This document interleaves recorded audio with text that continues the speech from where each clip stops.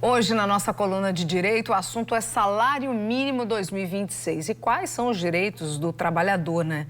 Todo início de ano, surgem aí várias dúvidas sobre o novo valor do salário mínimo e a gente abre mais esse espaço para ajudar a população. E aí, para esclarecer sobre esse tema, está aqui conosco o professor advogado trabalhista Paulo Vitor Souto. Seja bem-vindo, Paulo. Boa noite para você. Boa noite, Linda. Boa noite, telespectador, mais uma vez. Semana a gente trouxe aqui no Jornal da Correio, né, as informações sobre o início do pagamento do novo salário mínimo. Mas aí fica uma questão, né? O empregador pode pagar um salário abaixo do salário mínimo nacional? E se sim, em quais situações isso é proibido?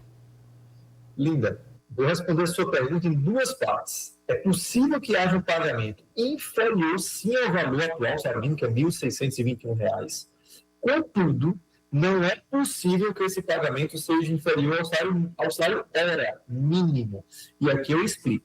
É possível que algumas pessoas trabalhem em jornada parcial. É possível que algumas pessoas recebam por hora-aula. E nessas condições, é possível que haja um pagamento que, no normal, às vezes no mês, é menos do que os R$ 1.621, que é o novo salário nacional. Contudo, não é possível que esse valor seja calculado com um valor menor do que a hora estabelecida da categoria ou do que a hora mínima nacional, que é, de fato, a divisão que se faz entre salário mínimo e a quantidade de horas trabalhadas no mês. Isso é possível quando há jornada parcial, por exemplo. Certo. No caso do salário variável, Paulo, que tem ali comissões, né, bônus, se o valor não atingir o salário mínimo, o que é que a empresa tem que fazer nesses casos?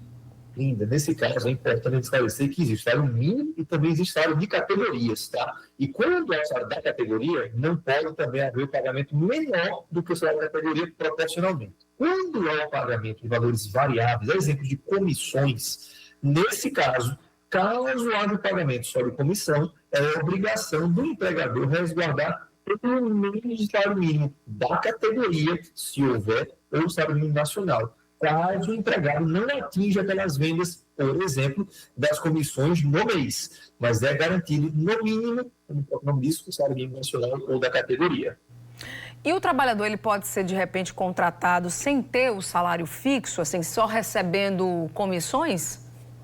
A gente perdeu aqui o contato. Opa!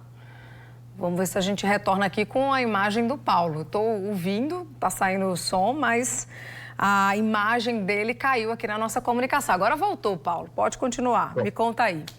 Vamos lá. Então, é possível sim que, de fato, exista a contratação dessa forma, com apenas pagamentos variáveis. Mas quando isso existe, é obrigatório que, efetivamente, haja um resguardo do mínimo da categoria ou mínimo nacional. Normalmente, trabalhadores que recebem dessa forma recebem mais do que a categoria, tá certo? Então, é possível que exista, mas resguardado, caso não atinja aquele mínimo nacional ou da categoria, que o pagamento seja assegurado pelo empregador, ou seja, complementado.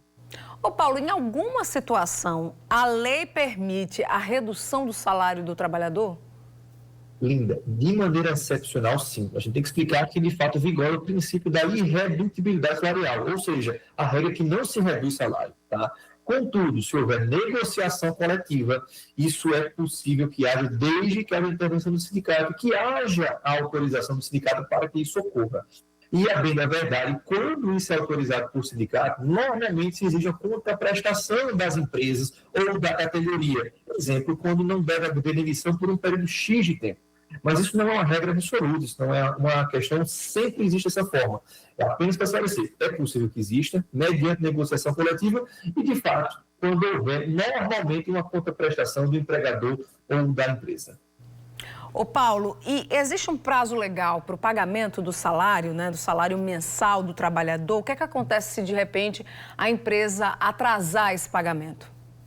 Linda, o dia do pagamento é o 5º dia útil do mês subsequente ao trabalhado. Alguns empregados recebem adiantamentos no meio do mês. Isso é obrigatório? Não. E também não é obrigatório que aconteça até o dia 5, porque, às vezes, o 5º dia útil não é necessariamente no dia 5 do mês. Mas a obrigação é que exista, sim, um pagamento posterior ao mês trabalhado, não é obrigatório adiantamento, e em caso de atraso, isso pode gerar repercussões, como penalidades do Ministério do Trabalho, Emprego é possível que haja, se isso ocorrer de forma reiterada, contínua, até mesmo a rescisão indireta do contrato de trabalho. Então, isso vai depender de situação a situação e pode haver penalidades, sim, para o empregador em caso de atrasos quanto mais. Ok, Paulo. Obrigada pela sua participação, viu? Boa noite para você, obrigada e até a próxima.